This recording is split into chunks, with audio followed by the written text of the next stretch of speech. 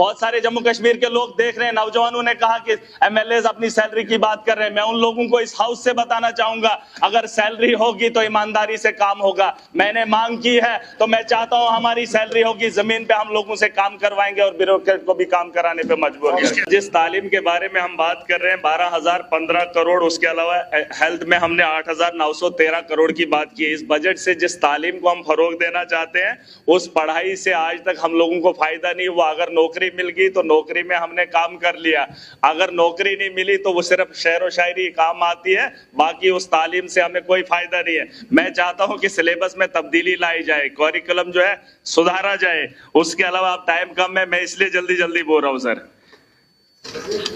हम चाहते हैं कि अपग्रेड स्कूल होने चाहिए। जो प्राइमरी है वो अभी तक प्राइमरी है, अपग्रेड करना बड़ा जरूरी है।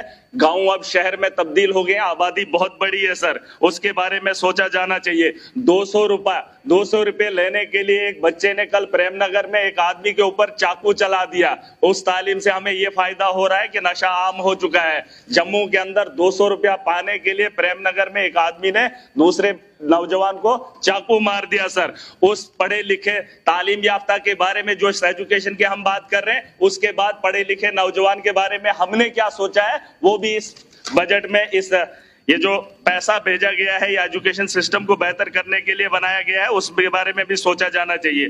उसके अलावा सर एनएचएम और एनआरएचएम, डॉक्टर्स बैठने को तैयार नहीं है। जो पढ़ा लिखा काबिल डॉक्टर है वो बाहर जा रहा है, उसे गवर्नमेंट की सैलरी अच्छी नहीं लग रही है। हमारा जो वेल क्वालिफाइड है, जो वेल ट्रेन है, बाहर से आया है और अपने क्लिनिक्स पे काम कर रहा है या बाकी जगहों पे धक्के खा रहा है। मैं चाहता हूं उन लोगों को जो है कॉन्ट्रैक्ट बेसिस पे उठाया जाना चाहिए, जिस तरीके से एनएचएम और एनआरएचएम जब से ये स्कीम आई है, जब से ये लोग आए हैं, हमारे पहाड़ी इलाकों में थोड़ी सी राहत हुई है। गुंदना के अंदर एक्सीडेंट हुआ, मैंने मैडम साहिबा को बोला, चिट्ठी लिखी, वहां पे एक्सीडेंट हुआ, रात 5 बजे का गालबन वाकया था, डॉक्टर वहां पे तैनात नहीं था। फिर जब हंगामा हुआ तो 15 लोगों के ऊपर एफआईआर लगाई गई। जब डॉक्टर वहां पर बैठते नहीं है तो एडमिनिस्ट्रेशन कार्रवाई करती है, जब लोग हंगामा करते हैं उनके खिलाफ तो लोगों के खिलाफ कार्रवाई होती है, डॉक्टर के खिलाफ नहीं। मैं बोलना चाहता हूं कि अगर वो वहां पर नहीं बैठेंगे तो उनके खिलाफ कार्रवाई कौन करेगा। मैंने मैडम को ऑलरेडी चिट्ठी लिखी है।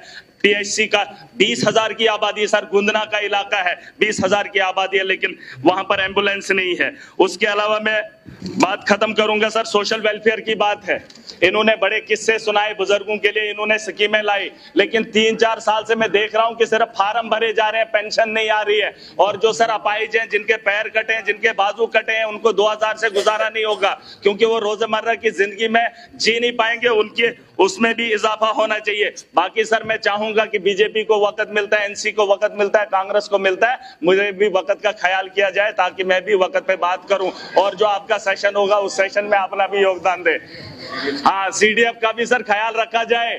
अभी हम इलाके में जाएंगे, आज हमसे प्लान ले लेंगे, हम 3 करोड़ का प्लान सर इनको बनाकर दे देंगे, है। तो अगर हम इलाके में किसी वारदात को देखते हैं, हमारे यहाँ घरों के घर जल गए, लेकिन ऑन स्पॉट हम अगर उनको रिलीफ नहीं दे पाएंगे तो हम किसके एमएलए हैं, हम कौन लोग हैं। हम चाहते हैं कि वक्त पर हम वहां पर जाएं और जिन लोगों को जरूरत होगी हम अपने फंड में से वक्ती तौर उनकी जो है इमदाद कर पाए। लेकिन जिस तरह से यहाँ पर हमारे इकोनॉमिकल लोग बैठे हैं, यहाँ पर जो पॉलिसी मेकर्स हैं सर, और इसके अलावा मैं चाहता हूं कि डिस्ट्रिक्ट लेवल की पोस्टें जो है वहां पर जो है फरोग दिया जाना चाहिए। और जो पॉलिसी मेकर है उनको भी बताना चाहूंगा कि 3 करोड़ जो अपनी मर्जी से आप मनमानी कर रहे हैं, क्या हाउस के अंदर धांधली हो, हम आपस में भिड़े ब्यूरोक्रेट्स के साथ, आप पॉलिसी कम बनाइए। हम जमीन से जुड़े लोग हैं, हम जानते हैं हमने लोगों के लिए क्या करना है, चुनी हुई सरकार है, फैसला हम खुद करेंगे।